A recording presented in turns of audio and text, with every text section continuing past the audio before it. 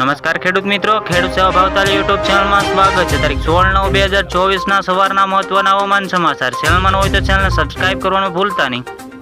ગુજરાતમાં હાલ વરસાદે તો વિરામ લઈ લીધો છે, પણ ગુજરાતમાં હવામાન વિભાગ દ્વારા વરસાદને લઈને આગાહી કરવામાં આવી છે। તો હાલ તો રાજ્યમાં વરસાદી સિસ્ટમ બંગાળની ખાડીમાંથી ચાલી રહી છે। તો હવામાન વિભાગે સમગ્ર રાજ્યમાં આગામી 5 દિવસ હળવાથી મધ્યમ વરસાદની આગાહી કરવામાં આવી છે।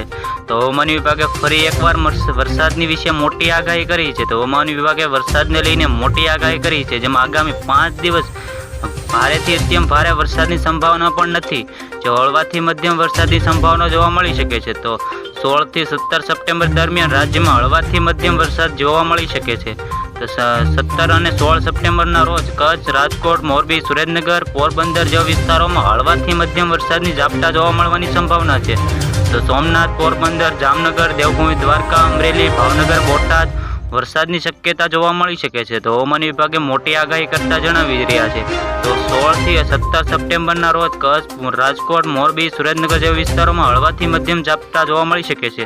તો 17 સપ્ટેમ્બરના રોજ ગાંધીનગર, અરવલ્લી, ખેડા, અમદાવાદ, આણંદ, પંચમહાલ, દાહોદ, મહીસાગર, વડોદરા, છોટાઉદેપુર, નર્મદા, ભરૂચ, સુરત, ડાંગ, તાપી જેવા વિસ્તારોમાં હળવાથી મધ્યમ વરસાદી ઝાપટા જોવા મળવાની સંભાવના છે।